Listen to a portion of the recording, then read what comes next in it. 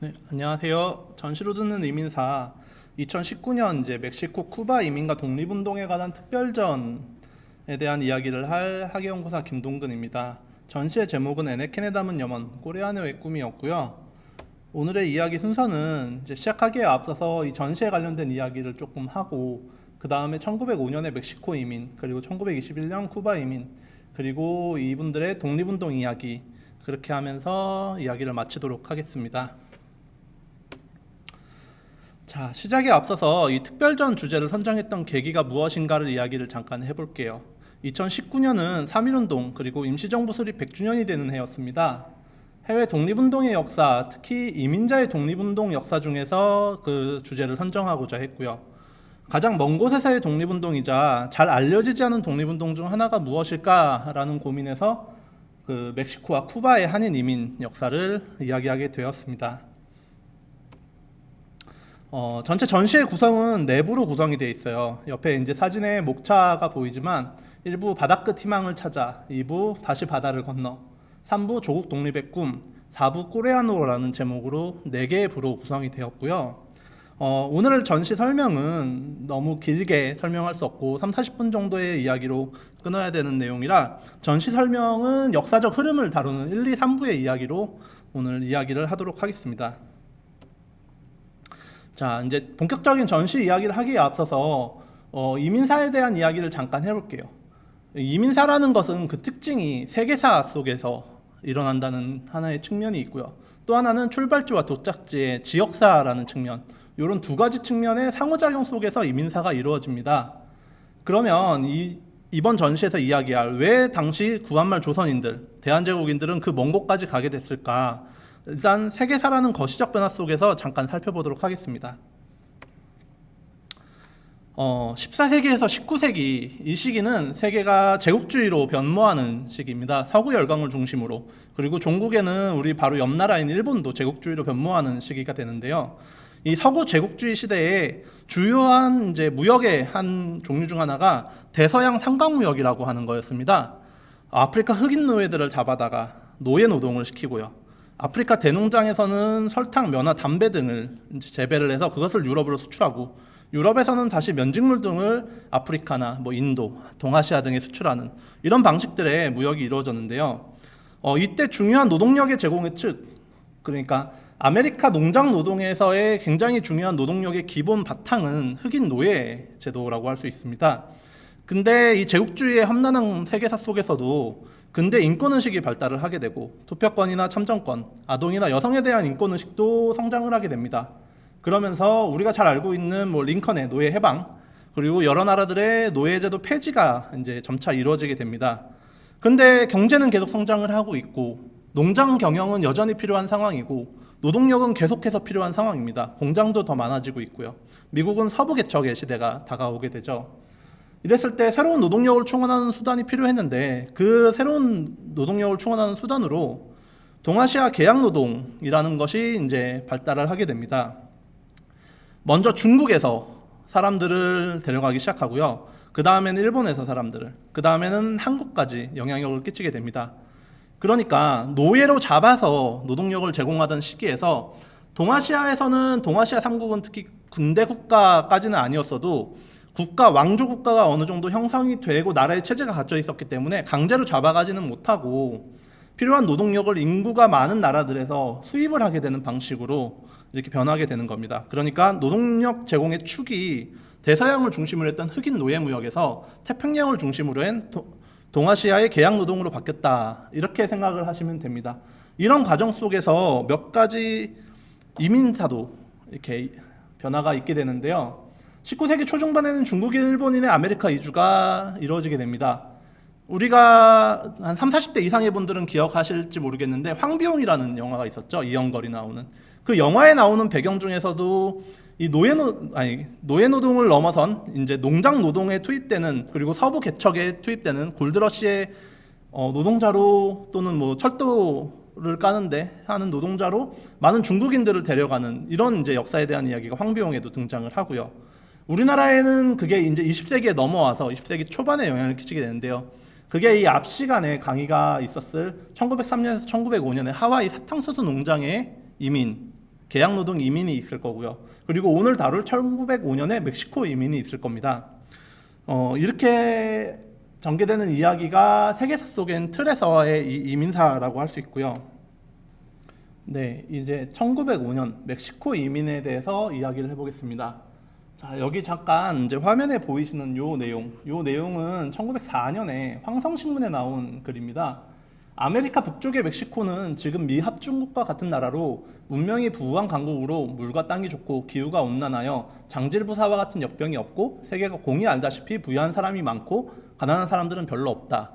이런 내용으로 광고를 합니다. 이 광고는 국제 이민 브로커 존 마이어스라는 사람의 광고예요. 이 광고 속에서 멕시코는 굉장히 좋은 나라처럼 나오고 있죠. 근데 사실 우리가 지금은 이렇게 알고 있듯이 기후가 온난하지 않고 굉장히 덥고 습한 지역이거나 사막 기후가 가까운 그런 건조한 지역이 공존하는 그런 지역인 걸 알고 있고, 세계가 알다시피 부유한 나라인가? 라는 측면에서도 물론 당시에 멕시코가 우리나라에 비해서는 훨씬 부유한 곳이었지만 굉장히 선진적으로 발달한 나라는 아니었습니다. 그러나 그런 그 나라에서 사탕수수 농장이 굉장히 번성을 하게 되고 사탕수수 농장에선 또한 많은 노동력이 필요를 했습니다. 한편 우리나라는 이제 조선의 이름이 대한제국으로 바꿔서 새로운 도약을 준비하고 있었지만 실질적으로는 외세의 침략과 내부의 분열 그리고 가뭄 등의 자연재해 등이 공존하면서 굉장히 쇠락하는 나라였죠. 이 과장 광고 속에서 높은 보수와 편의를 제공한다고 하고, 또한 이 광고에는 직접 드러나지 않지만 국가의 승인을 받았다는 내용들이 포함된 광고들이 이루어지면서 이민 사기의 과정을 거쳐서 이분들이 이민의 역사에 들어가게 됩니다. 자, 본격적으로 이제 멕시코 이민 이야기를 할게요. 1905년 멕시코 이민은 1000명에서 1100명 사이의 인구가 간 것 같아요. 대표적으로 제일 많이 인용하고 있는 내용은 인천 부사라는 내용에 나온 1033명입니다. 제일 상세한 세부 내용이 나오기 때문에 이것을 많이 참조를 하는데요. 이것은 탑승 인원이나 도착 인원, 밀항자, 인솔자 포함 등의 여부로 조금 편차가 있지만 대략 1000명 정도의 인원이 단 한 차례 멕시코로 떠나게 됩니다. 먼저 부산항에서 한 400명 정도의 인원이 탑승을 하게 되고요. 다시 인천항에 와서 600명 정도의 인원이 더 탑승을 해서 여기서 40여일간의 항해를 거쳐 멕시코로 가게 되는 것이죠. 자, 도착한 멕시코의 모습입니다. 도착한 멕시코의 모습은 사실 상상하지 못하던 나라였겠죠. 대한제국의 사람들은 멕시코란 나라에서 전혀 알지 못했으니까, 다만 우리나라의 어려운 환경과 그리고 그 나라가 훨씬 더 좋은 환경을 제공할 거라는 믿음과 이 두 가지 속에서 멕시코로 가게 되는데요. 실제 현장은 이 좌측 위에 상단에 보이듯이 에네켄 농장이라는 곳에서 가서 농업을 하게 되는데요. 딱 봐도 굉장히 이제 더워 보이는 나라죠. 특히 에네켄이라는 이 식물은 굉장히 억세고 가시가 많아서 피가 마를 날이 없는 그런 농업의 현장에 투입이 되게 됩니다. 그때 당시에 사용했던, 전시에도 전시가 되었던 작업 도구들이고요. 이쪽에는 그때 농장의 사진입니다. 자, 이분들은 유타 칸주 메리다라는 곳에 도착을 하게 됩니다. 도착을 하면서 바로 상투가 잘리고 순식간에 20개 정도의 농장으로 분산이 돼요. 여기뿐만 아니라 다른 곳들로도, 공장이나 이런 곳들로도 분산이 되었다고 해요. 가족 간의 강제로 이별을 하기도 하고요. 이때 당시에 계셨던 최병덕 선생님이 수기에 보면 손에는 하루도 피가 멈출 날이 없었다. 가시에 찔려 몸은 항상 엉망진창이었고 감독들은 채찍으로 때리기 일쑤였다 라고 표현을 하고 있습니다. 그러니까 20세기로 넘어와서 이미 근대를 지나 현대로 다가오는 시기임에도 불구하고 굉장히 열악한 환경에서 노동을 제공했다는 걸 알 수 있어요. 그래서 이 사람들을 어떤 신문에서 표현하기는 삼노와 같다라고 했어요. 삼노라 하면 유태인들, 당시에 핍박받던 유태인들, 그리고 흑인 노예들, 그리고 황인 노예들, 이걸 삼노라 그럽니다. 이 사람들을 삼노와 같다라고 표현할 정도로 환경이 좋지 않았어요. 이러한 환경을 보여주는 가장 대표적이고 이번 전시에서도 포스터에도 쓰이고 가장 유명한 사진입니다.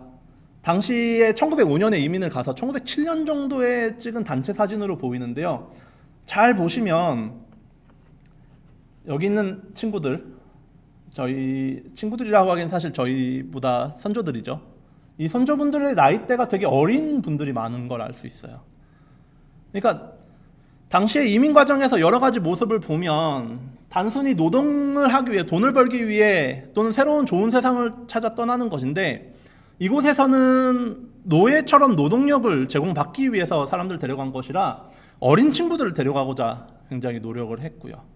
또는 도망가지 못하도록 하기 위해서 가족 단위로 모집되는 걸 훨씬 선호했다고 합니다.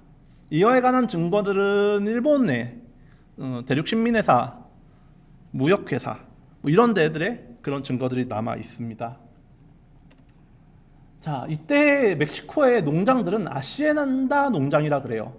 이 아시엔다라는 건 라틴 아메리카의 대토주 소유제라고 우리가 쉽게 이야기를 하는데요.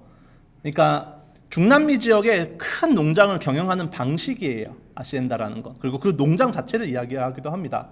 구조는 스페인에서의 귀족이 사실 이 농장 주고요. 이 귀족은 스페인에 있겠죠. 그러면 그 스페인은 대리인을 파견해서 이 농장을 경영하게 됩니다.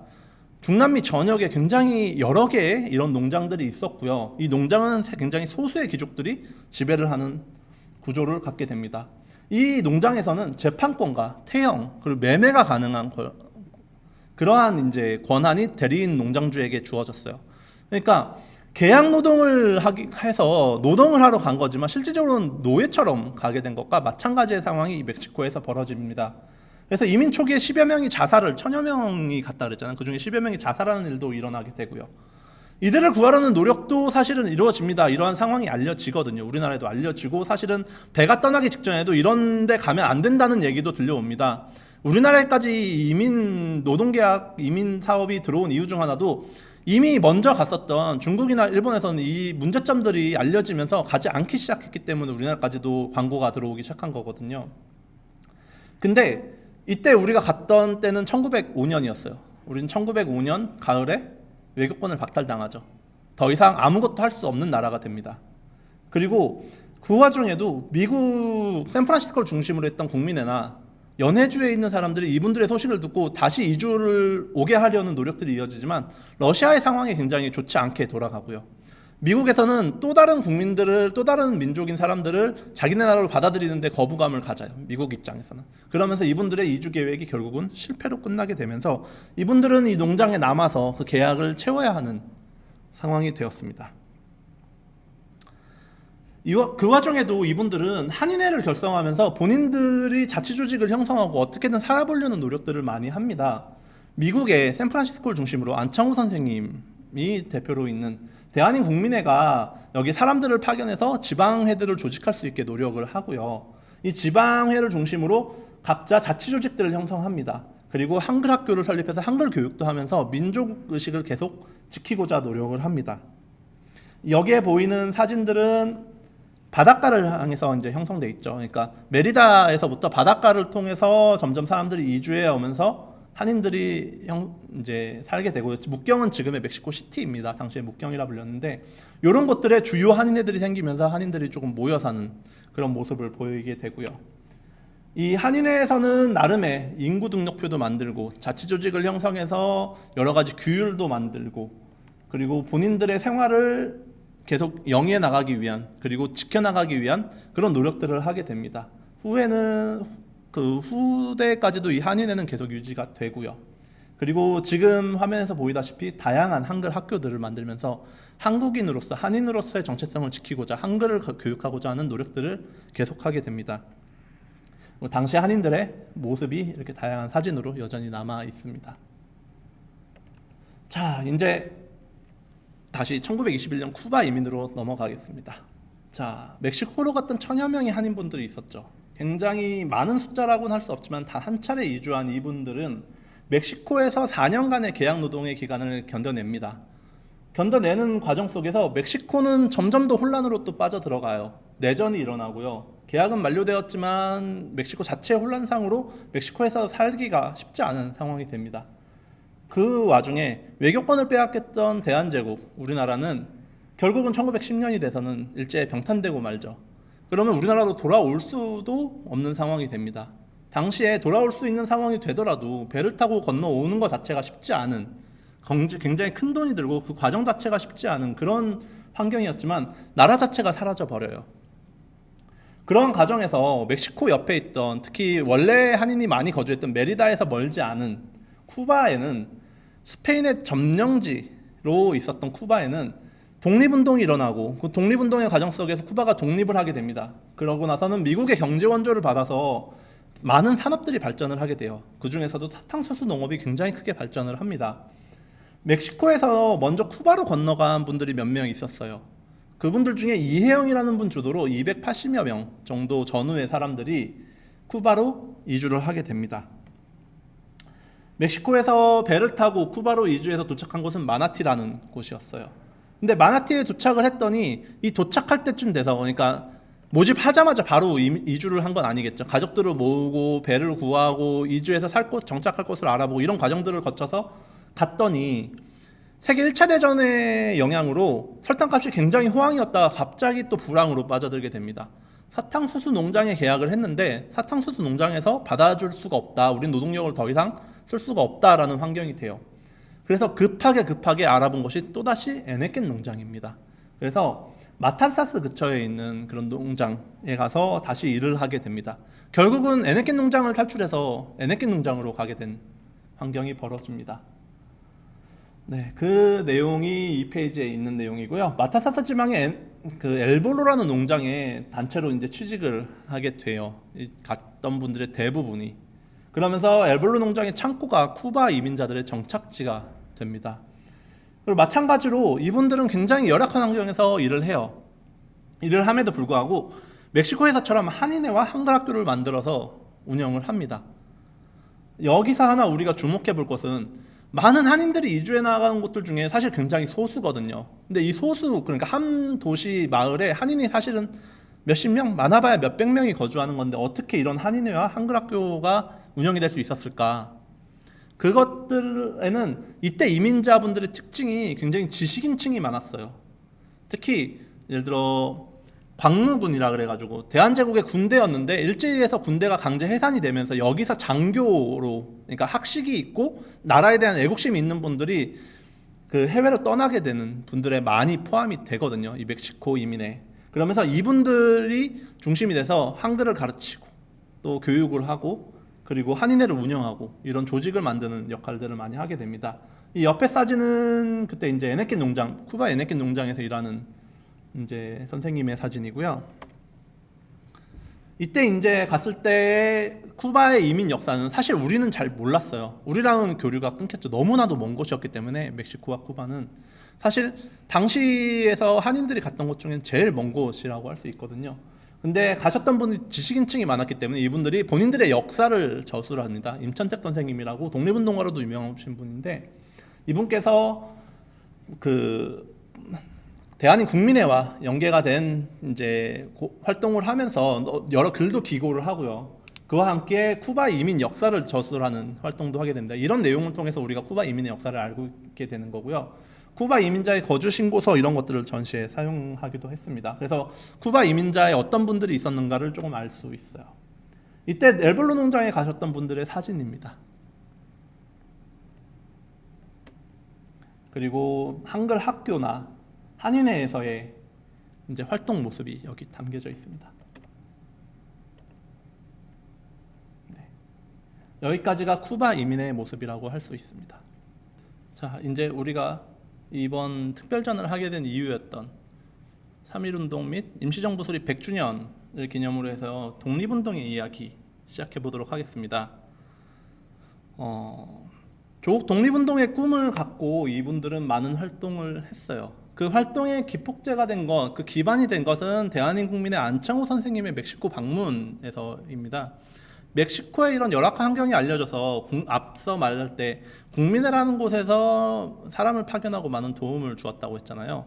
그 중에서 대한민국민회의 대표라고 할 수 있는 안창호 선생님이 멕시코에 직접 방문을 하십니다. 멕시코의 여러 곳 한인들이 거주하고 있는 곳에 방문을 하면서 멕시코의 지방 총사무소를 개설을 하게 돼요. 그러니까 멕시코의 여러 지방의 한인회들을 하나로 묶게 되는 역할을 하게 되고요. 한인들의 단결을 강조하고 자립을 위해서 교육과 산업이 필요하다라는 것을 강조를 하고 그곳에서 함께 일을 하게 됩니다. 이런 활동들이 기반이 돼서 안창호 선생님은 다시 이제 대한민국민의 활동을 하기 위해서 샌프란시스코로 돌아가시지만 멕시코와 쿠바 한인 독립운동의 기틀이 되게 됩니다. 이때 당시에 이제 멕시코에서 활동하시던 황진단 선생님과 찍은 사진, 그리고 다른 여러 이제 후에 이제 멕시코에서의 독립운동가가 되죠. 이 독립운동가가 되시는 분들과 찍은 사진들이 여기 있고요. 네, 그리고 멕시코 한인들과의 단체 사진이 이렇게 한 단에 나와 있게 됩니다. 이분들은 그럼 독립운동을 어떻게 했을까? 사실 굉장히 먼 곳이잖아요, 멕시코는. 지금도 굉장히 먼 곳이죠. 한 번에 가는 비행기도 잘 없는 곳이에요. 이분들은 독립선언서를 받아서 스페인어로 번역을 하고 이것을 멕시코에 배포를 합니다. 그리고 임시정부 개설 축하 행사를 별도로 벌이고요. 대한부인의 애국동맹단을 조직하고요. 독립운동을 전쟁에 직접 참여를 하거나 뭐 전투를 벌이거나 뭐 의열단 운동에 참여하거나 하는 건 할 수 없는 멕시코라는 곳에 있기 때문에 후원을 하기 위한 여러 노력을 해요. 독립운동 자금을 모으는 그런 모습을 보이고 있고요.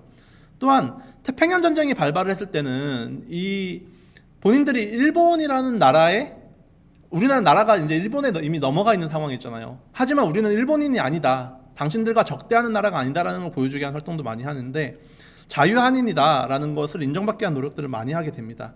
멕시코 독립기념일에 태극기와 함께 행렬을 하고요. 우리는 일본과 다른 나라라는 것을 보여주기 위한 많은 노력을 합니다. 이 앞에 사진은 땀피코 김익주 선생님의 건물에 있어서 모인 한인들의 사진이고요. 여기에 보이는 이 사진이 스페인어로 번역한 독립선언문, 그래서 배포했다는 독립선언문의 사진이고요. 전시에도 나와 있던 출품되었던 자료고, 또한 아까 말씀드렸듯이 우리는 일본인이 아니다, 한국인이다, 그러니까 당시에는 우린 조선인이다 라고 이야기했던 그런 이제 사진들의 모습이 당시 신문 기사로도 남아 있습니다. 자, 멕시코의 독립운동가 명단이에요. 굉장히 많은 분들이 명단이 있죠. 보훈처에서 인정한 1919년 기준의 명단인데, 사실 여기에 있던 분들은 직접 전쟁이나 의열단 투쟁 등에 참여하지는 못했지만 독립후원금을 계속 보내는 활동을 해요. 이것들이 대한민국민회에서 발행했던 신한민보와 같은 이제 신문 등에도 내용이 남아있고, 본인들이 운영했던 한인회 내용들에 독립의원금 이런 기록들이 남아있기 때문에 이분들이 독립운동을 했다는 걸 알 수 있고요. 또 하나는 사실 이거보다 훨씬 많은 인원이 참여를 했을 건데 아직 못 찾고 있는 인원들이 많아요. 근데 잘 생각해보면 독립운동을 후원하는 거잖아요. 여기는 아버지들의 이름이 사실 있는 거예요. 가장 대표의 이름이. 근데 독립운동을 후원한다는 거는 가장만 하는 건 아니죠. 부인도 참여를 하는 거고요. 자식들도 참여를 하는 거고, 모든 가족이 참여를 했기 때문에 사실 멕시코, 좀 이따 이야기할 쿠바의 독립운동가 분들은 그 이민자 대부분이 독립운동을 하셨다라고 말해도 과언이 아닌 분들이라고 할 수 있습니다. 그리고 아까도 말씀드렸지만 가장 먼 곳에서의 독립운동을 하신 분들이죠. 쿠바에서도 마찬가지로 쿠바 현지의 독립운동을 알리기 위한 노력들을 해요. 친구회라는 걸 조직하고요. 마찬가지의 후원 모금을 하게 됩니다. 또한 대일산전포고도 직접 해요. 또한 제큐헌족단이라는 단체를 만들어서 임시정부를 후원하고 국민회를 지원하고, 그리고 제큐 동포들, 쿠바 동포들의 안전을 보장하고 독립을 선전하고자 하는 그런 노력들을 하게 됩니다. 옆에 보이는 사진들은 대한민국민회의 아바나 지방에, 쿠바의 수도죠, 아바나의 한인들 지방의 3.1절 기념행사 모습입니다. 이렇게 다양한 독립운동에 참여하는 모습을 보이게 됩니다. 그리고 또한 여자 애국단을 만들어서 이렇게 독립운동에 또 한 번 참여하는 그런 모습을 보이게 됩니다. 마찬가지로 쿠바에도 많은 독립운동가 분들이 있습니다. 이분들 역시 가족들이 다 함께 독립운동에 참여를 했다고 할 수 있고요.